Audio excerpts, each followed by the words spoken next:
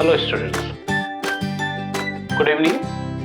कैसे हैं आप लोग? आशा है अच्छे होंगे और मेरे जो लेसन्स है, लेक्चर्स है, आप उसको एंजॉय कर रहे होंगे। आपको निश्चित रूप से इससे फ़ायदा हो रहा होगा। तो welcome to my YouTube channel physics classes by Prashant sir. आइए उपस्थित हो जाते हैं हम लोग, आते हैं हम लोग प्रशांत सर की क्लासेस में। देखते हैं आज हम लोग क्या पढ़ेंगे। जैसा आप देख रहे हो, आज हम लोग पढ़ेंगे reflection on the plane surface. आपका ये 10 चैप्टर है समतल सतह से प्रकाश का अपवर्तन। ये लेक्चर नंबर 3.4 है क्लास 10th का। ऐसे आपका चैप्टर जो है वो 10th नंबर का चैप्टर, आपकी बुक में जो है 10th नंबर का ये चैप्टर है। हम लोगों ने रिफ्लेक्शन ये पढ़ लिया था। आज हम लोग पढ़ेंगे रिफ्रैक्शन। परावर्तन हम लोगों ने पढ़ लिया है, आज हम लोग पढ़ेंगे अपवर्तन। तो अपवर्तन क्या है? बहुत सारी ऐसी घटनाएं आप लोग देखते होंगे दैनिक जीवन में। जब आप लोग देखते होंगे कि हम लोग जैसे अगर किसी कटोरी में या किसी वस्तु में पानी के अंदर जो है एक सिक्का पड़ा हुआ है, तो सिक्का कुछ ऊपर उठा हुआ दिखता है। अगर आप लोग देखते हो कि इसको अगर हम पानी में डाल दें तो ये जो है आपको मुड़ा हुआ दिखेगा, वहां पे भी अपवर्तन होता है। याद रखिए, जब भी किसी पारदर्शक माध्यम से प्रकाश गुजर करके जाता है तो उसमें जरूर जो है अपवर्तन होता है। खास करके माध्यम जब बदलता है, जैसे एयर से कांच में चला गया या एयर से जल में गया या जल से कांच में गया या कांच से जल में गया, तो ऐसे किसी भी कंडीशन में प्रकाश जो है में अपवर्तन जरूर होता है। प्रकाश का एक मुख्य गुण होता है, वो ऑलवेज स्ट्रेट लाइन में गति करता है, सीधी सरलरेखा में गति करती है। लेकिन जब माध्यम बदल जाता है, माध्यम क्या है? कोई भी ऐसा वस्तु जिससे होकर के प्रकाश गुजर सके। तो जब माध्यम बदल जाता है तो माध्यम बदलने से प्रकाश जो है अपने सीधे सरलरेखा में ना जाकर के मुड़ जाता है। हम लोग वास्तव में हर जगह ही पढ़ रहे हैं। परावर्तन में हम लोगों ने क्या पढ़ा? कब जो है प्रकाश मुड़ जाती है। अपवर्तन में हम लोग भी इसी चीज को पढ़ेंगे। जब लेंसेस पढ़ेंगे इसी चीज को पढ़ेंगे कि लेंस से गुजर रहा है तो प्रकाश मुड़ जा रही है। जब हम लोग प्रिज्म पढ़ेंगे तो भी हम लोग इसी चीज को पढ़ेंगे कि प्रकाश जो है का normal behaviour straight line motion, लेकिन जब प्रिज्म में जाएगा तो वो मुड़ जाएगी। तो क्यों मुड़ जा रही है, किस लिए मुड़ जा रही है, इन सब चीजों को ही हम लोग यहाँ पे अध्ययन कर रहे हैं। हम एक एक्टिविटी जो आपके बुक में भी है, एक एक्टिविटी देखेंगे कि अगर जो है हम एक बर्तन में सिक्का रख दें। ये सिक्का नहीं दिख रहा है लेकिन मान लीजिए सिक्का है, और नॉर्मली अगर हम यहां से देखेंगे, एक ग्लेजिंग एंगल से देखेंगे इसको, तो ये सिक्का जो है हमको नहीं दिखेगी। क्यों नहीं दिखेगी? क्योंकि प्रकाश सीधे जाएगा, यहीं तक की का हमको दिखेगा और उसके नीचे का चीज जो है हमको नहीं दिखेगा।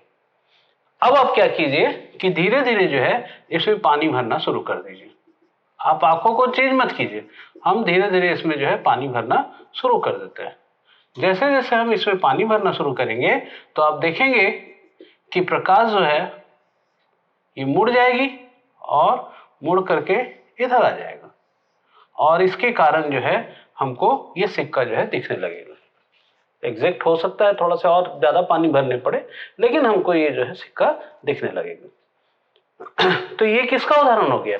हम एक छड़ी को अगर पानी में डालेंगे तो छड़ी जो है हमको ऊपर से देखने पे छड़ी जो है मुड़ा हुआ दिखेगा। ये छड़ी जो है मुड़ा हुआ। ये सब क्यों होगा ये हम लोग किस में पढ़ेंगे? अभी अपवर्तन में हम लोग इन सब चीजों को पढ़ेंगे। इसी तरह से अगर जो है आप कुछ शाम के समय भी जो है सूर्य हम लोग को सूर्यास्त होने के बाद भी सूर्य कुछ देर तक दिखते रहता है, ये भी किसका कारण है? अपवर्तन का ही कारण है। तो ऐसे बहुत सारे उदाहरण देखते हैं जिसमें हम लोग अपवर्तन को महसूस करते हैं या अपवर्तन को हम लोग देखते हैं। किसी कांच के नीचे का जो तल है ये कुछ ऊपर उठा हुआ दिखता है, ये भी अपवर्तन का ही कारण है। तो वास्तव में अपवर्तन है क्या? What is reflection? होता क्या है कि जब भी प्रकाश किसी एक माध्यम से दूसरे माध्यम में जाती है, याद रखिए उसका वेग जो है बदल जाता है। सबसे ज्यादा वेग जो है, याद रखेंगे, प्रकाश का वेग, वेलोसिटी ऑफ लाइट, निर्वात में, वैक्यूम में 3:10⁸ मीटर पर सेकेंड। मतलब कितना हो गया, ये करीब 3 लाख किलोमीटर प्रति सेकंड है। वायु अगर आता है तो 2.98:10⁻, थोड़ा से कम हो जाता है। इसी तरह से जल जब आएगा तो ये लगभग जो है 2.25:10⁸ मीटर पर सेकंड हो जाता है। कांच आएगा तो ये 2:10⁸ मीटर पर सेकंड हो जाएगा। मतलब जैसे जैसे आप देख रहे हो कि सघन माध्यम में जा रहा है उससे उससे प्रकाश का वेग घटते जा रहा है। इसी तरह से सघन से विरल में जा रहा है तो प्रकाश का वेग जो है बढ़ते जा रहा है। तो प्रकाश का वेग चेंज होने का प्रभाव क्या पड़ता है? प्रभाव यही पड़ता है कि या तो वो लंब से दूर हट जाता है या लंब के पास आ जाता है। मतलब क्या है कि जब अपवर्तन क्या है, जब प्रकाश की किरण, कल्पना कीजिए कि वायु से कांच में जा रहा है, ये विरल माध्यम है, सघन माध्यम है, तो ऐसे कंडीशन में क्या होगा कि ये लंब की तरफ झुक जाएगा। यहां पे मान लो ये वाला O है, ये A है, ये O है, ये B है और ये LM है। तो याद रखेंगे OA इसको कहेंगे आपतित किरण, इंसिडेंट रे। OB इसमें कहेंगे अपवर्तित किरण।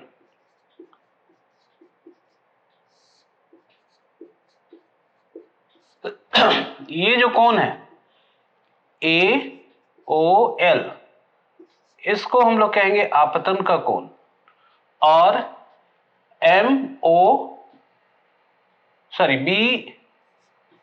BOM इसको कहेंगे R अपवर्तन का कोण। ये हो गया आपतन का कोण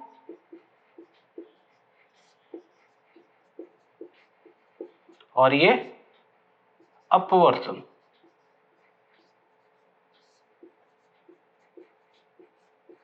angle of refraction, angle of incident, ठीक है। और LOM इसको कहेंगे अभिलंब।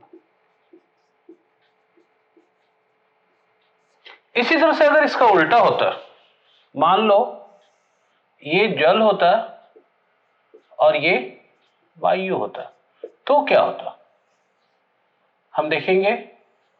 यहां पे ये I हो जाता और ये दूर हट जाता, ये R हो जाता। यहां पे I is less than R है, यहां पे I is greater than R है।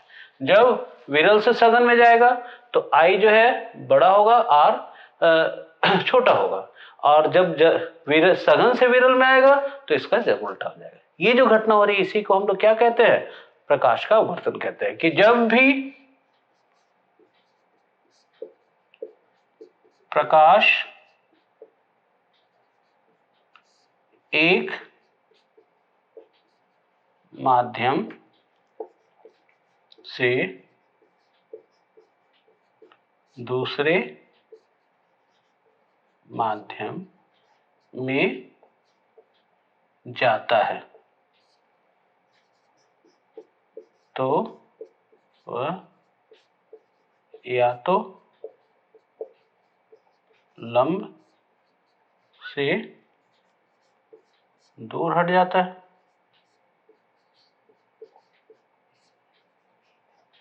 या लंब के पास आ जाता है।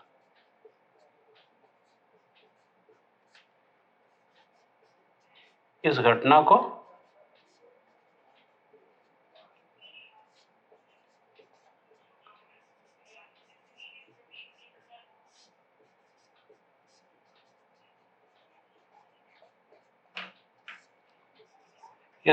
हम लोग प्रकाश का अपवर्तन कहते हैं।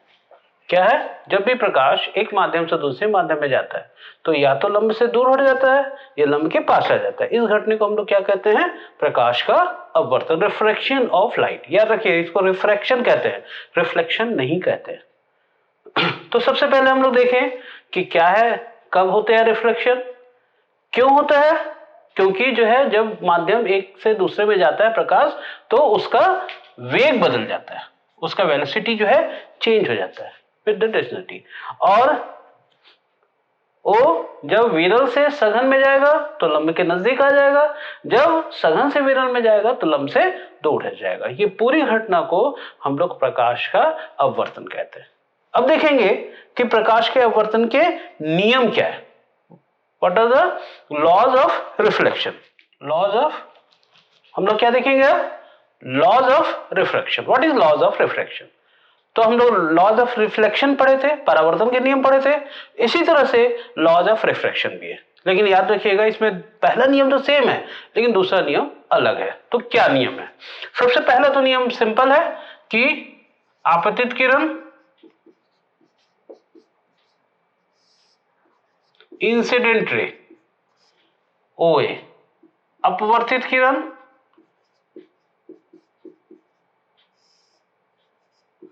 रिफ्रैक्टेड रे, और उस पर डाला गया अभिलंब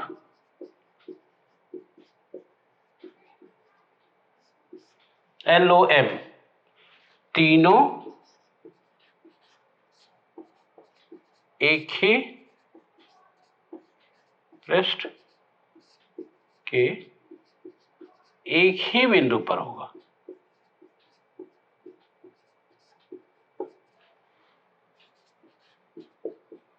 और दूसरा नियम को कहते हैं स्नेल का नियम, याद रखेंगे। ये बहुत इंपॉर्टेंट नियम है, कई बार जो है इसको पूछता भी है। इससे हमको refractive index of the medium जो है हमको मिलता है। वो क्या है? अपवर्तनांक क्या है? तो देखिए बोलता है कि अपवर्तनांक, जिसको हम लोग इंग्लिश में कहते हैं रिफ्रैक्टिव इंडेक्स,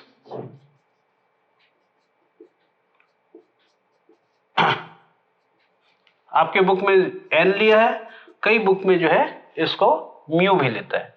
तो n equals to sine i upon sine r, where i क्या है? ये जो एंगल है ये आई है, और ये जो एंगल है ये आर है। n equals to sine i upon sine r. बहुत सिंपल है। इस नियम को हम लोग क्या कहते हैं? ये ऑलवेज जो है कांस्टेंट होता है किसी भी दो माध्यम के लिए।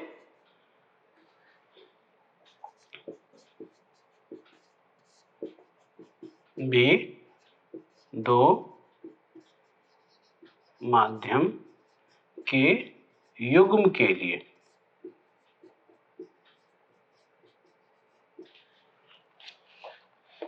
साइन आई एवं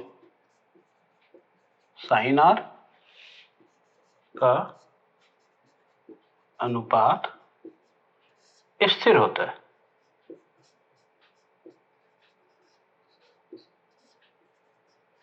इसे अपवर्तनांक कहते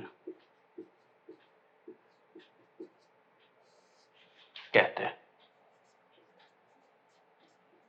जैसे एग्जांपल के लिए अगर हम लोग एयर और कांच को लेंगे तो ANG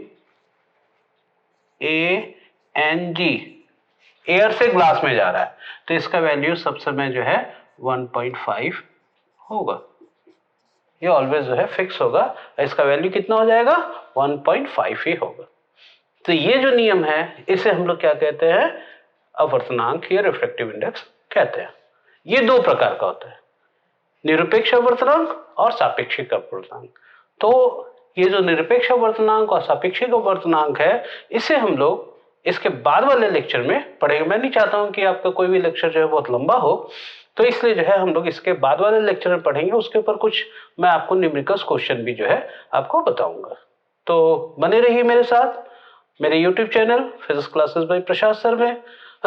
और अगर अभी तक आपने सब्सक्राइब नहीं किया है तो सब्सक्राइब कर दीजिए, सब्सक्राइब किए हैं तो लाइक और शेयर भी जो है जरूर कर दीजिए। मिलते हैं हम लोग नेक्स्ट लेक्चर में 3.5 में। Thank you.